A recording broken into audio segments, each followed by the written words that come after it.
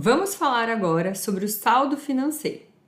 O artigo 43 do Decreto 1196 estabelece que o saldo financeiro é não aplicado no objeto, inclusive o proveniente de receitas obtidas nas aplicações financeiras, vimos, que elas compõem o saldo financeiro, será devolvido na proporção financeira pactuada, independentemente da época em que foram repassados os recursos ou aportada a contrapartida.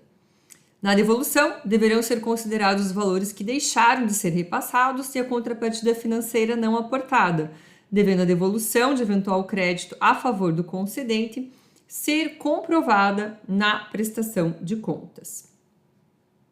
Vamos ver um exemplo prático. Então, digamos, que estava previsto aí no instrumento o valor global de R$500 mil, sendo 10% de contrapartida, então 50 mil, e 90% seria o percentual do Estado, 450 mil. Se sobrou um saldo de 100 mil, a devolução deve obedecer à mesma proporção. Então, a devolução ao beneficiário, seria no percentual de 10%, que é o valor com o qual ele participou do instrumento, correspondendo a R$10 mil. E a devolução para o Estado seria de 90%, que corresponde a R$90 mil. Essa questão, pessoal, da proporção financeira, ela deve ser verificada para os dois lados. Há casos em que o beneficiário entende que deve ficar com todo o saldo, mas há casos também em que o beneficiário devolve todo o saldo para o Estado.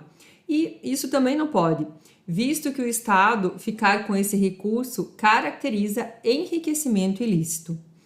Então, se o beneficiário repassou todo o recurso ao Estado ou repassou um valor maior que o devido, o concedente deve providenciar o ressarcimento do valor respectivo ao beneficiário.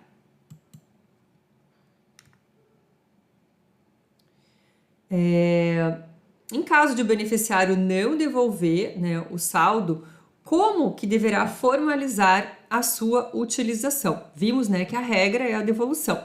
Mas se ele não for devolver, como que ele formaliza a sua utilização? O artigo 31 estabelece que, no caso do termo de fomento e termo de colaboração, poderão ser realizadas por apostila as alterações relativas à utilização dos rendimentos de aplicações financeiras ou dos saldos porventura existentes antes do término da execução da parceria para aplicação no objeto pactuado. Identificamos que uma questão que está ocorrendo na prática em algumas secretarias, então é melhor falar para que todos, porque todos podem ter a mesma dúvida. Quando sobra um saldo, não é necessário o beneficiário realizar uma prestação de contas antes de formalizar o apostilamento. Ele pode fazer o apostilamento, aplicar os recursos e depois prestar contas das despesas anteriores e das despesas custeadas com o saldo numa mesma prestação de contas.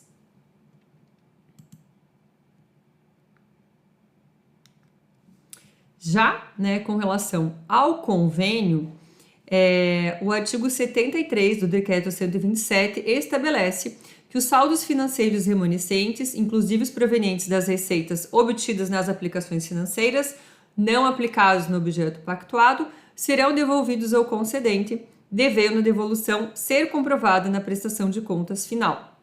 A devolução será realizada observando-se a proporcionalidade entre os recursos transferidos e a contrapartida, independentemente da época em que foram aportados pelas partes. Então, é a mesma regra lá do termo de fomento e do termo de colaboração. A diferença é que enquanto lá no termo de fomento de colaboração é previsto o apostilamento para a utilização do saldo, aqui no convênio é diferente. O legislador, ele não previu a utilização do saldo nas opções de apostilamento do artigo 41. Desta forma, para sua utilização, deve ser realizado aditivo, com a exceção das situações previstas no Decreto 1083, que veremos na sequência. Concluído o objeto, né, o artigo 43 estabelece concluído o objeto, é vedado alterar o plano de trabalho com a finalidade de utilizar o saldo de recursos financeiros, exceto quando o conveniente apresentar justificativa aceita pelo concedente, na qual demonstra os benefícios a serem obtidos, e a aplicação dos recursos não resulte ampliação do objeto conveniado. Já vimos, né, esse artigo lá no saldo, no rendimento financeiro, então, mas é utilizado o mesmo artigo porque ele vale para saldo e rendimento é um saldo, né? E vimos então que precisa de fazer um aditivo para utilizar esse saldo e também que precisa, justamente por causa desse conector E, atender esses dois incisos, né? O conveniente tem que apresentar uma justificativa aceita pelo concedente e também a aplicação dos recursos não pode resultar na ampliação do objeto conveniado.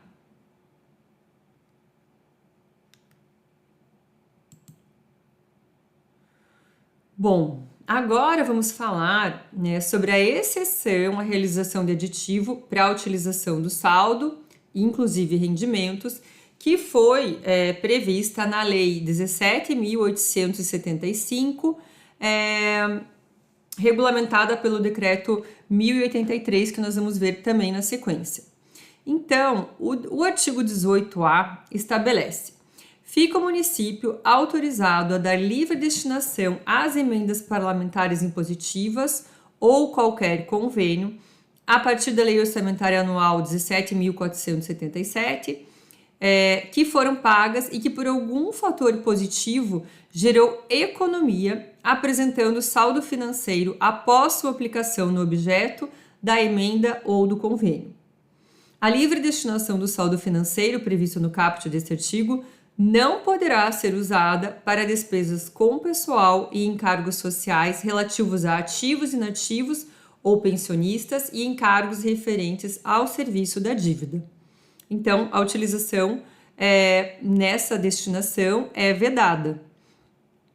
E o uso do recurso da sobra de saldo financeiro de emenda parlamentar impositiva ou de qualquer convênio pelo município independerá de realização de novo convênio ou de plano de trabalho com o Estado. Então, aqui foi onde foi estabelecida a regra e nós vamos ver agora o Decreto Estadual 1083, que regulamentou esse artigo 18A.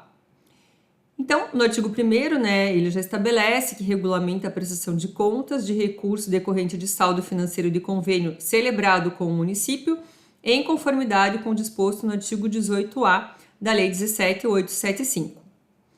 Parágrafo único. O disposto nesse decreto aplica-se aos convênios celebrados nos exercícios de 2018 a 2020 e que não se encontrem expirados antes de 11 de setembro de 2020, data em que entrou em vigor a Lei 17.997 de 2020.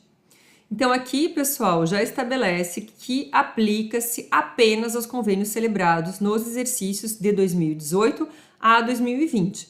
Então, depois de 2020, vai valer a regra geral, e antes, né, de 2018, vale a regra geral que precisa ser realizado um aditivo. Artigo 2º. A autorização para a utilização de saldos disponíveis em conta bancária específica do convênio independe de manifestação expressa do concedente.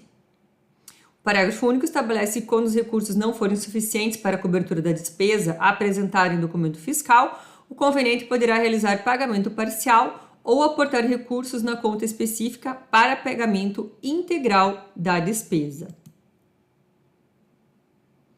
E o artigo 3º estabelece que a prestação de contas do saldo financeiro ocorrerá mediante solicitação após o pagamento das despesas relativas ao saldo de apostilamento no Sistema Integrado de Planejamento e Gestão Fiscal para fins de transparência.